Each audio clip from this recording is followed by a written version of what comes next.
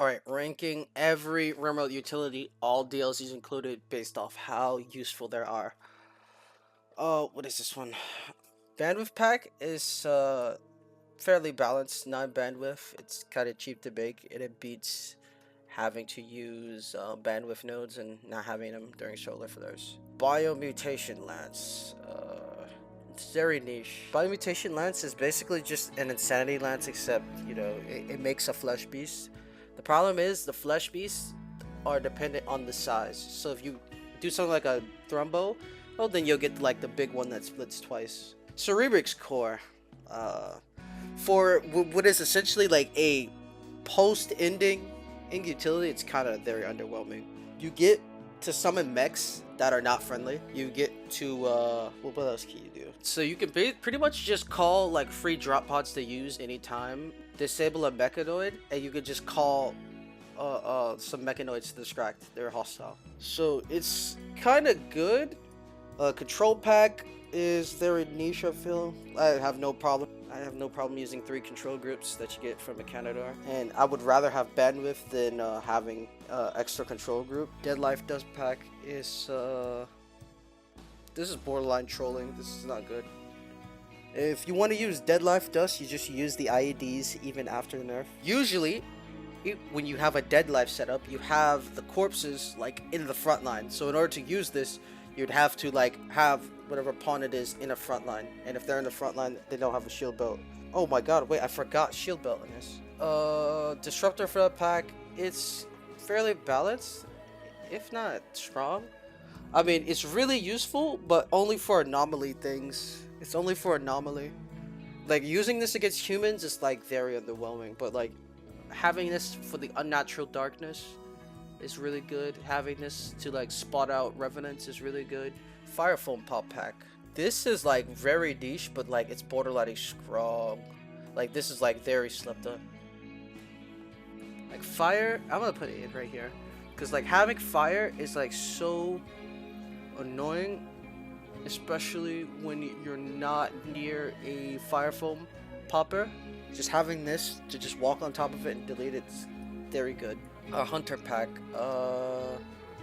I don't know. It's just like very hit or miss. It's basically just a turret pack, or you, I don't know. But it's either you like damage one person, or you just damage 3 people. It's basically just a walking grenade. It's basically just like a sentient grenade. I'll put it in balance, but it's like the bottom of fair balance. It's if they have shield belts, it's useless, or it can pop the shield belts, but that's pretty much it. Jump pack. It's kind of strong.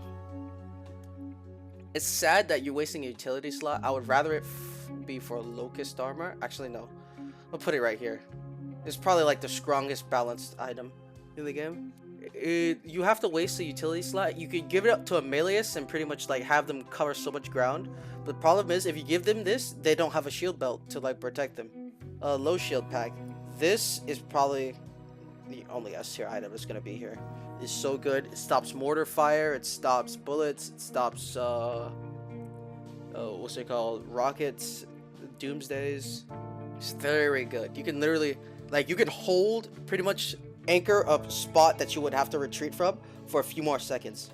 It's very hard to get because you have to kill the mech clusters and their shield nodes, or their low shields and high shield generators, but when you kill a mech cluster and get this, it's very good to have. Orbital bombardment targeter. It's pretty much the, what's it called? It's the royalty DLC, calling in the arrow drone strike.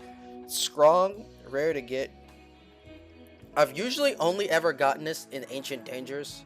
It's an Ancient Danger role, so you know you can get it through quests, and I'm not sure if you can buy it.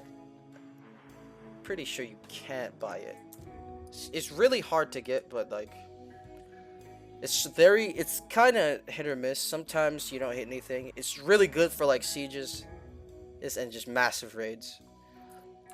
Orbital mech cluster. This is like fucking trolling. Why would you ever use this? It not only does it summon a mech cluster, which is already bad, and these mech clusters also can have dangers There's like droners and droners and talk spewers, but they also spawn dormant. So like if you wanted to be like a really creative niche play and drop this on a a raid group, not only would you have to drop it, but you would also have to like pretty much shoot it to activate it. Orbital beam targeter. This is like very strong. Oh, glassing the planet. It's always good. That's all I'm gonna say. Shard insanity lance. Very good. It's basically just a psychic insanity lance, but you can craft it. Like you could target a doomsday rocket guy and have their team just kill that guy, so you don't have to worry about it. Shard shock lance, strong or maybe fairly balanced.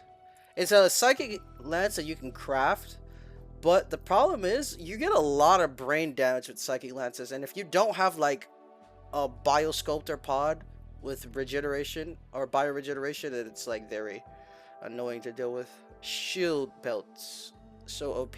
With Odyssey, so many turrets and all the hunter drone traps. This is like that meta, bro. I almost always give my meleeist the shield belt. Psychic insanity lance, kind of balanced. Pretty much stops someone in their trace, and it gives whatever pawn you're stopping potential brain damage. Sanity lance, really strong. You see them fairly often, and again, same thing with the the shard insanity lance. You could pretty much just target someone and have the enemy team target them. Tornado generator, it's trolling. Like, this is not good. I've only used this twice. The first time I used it, it went the complete opposite direction I wanted to and griefed my base. And the second time I used it, it killed the enemy raid and then proceeded to curl across the map up and go straight to my base. So it's not good. You use this if you're like trolling or if you're very extremely desperate. Tox pack, this is the enemy team.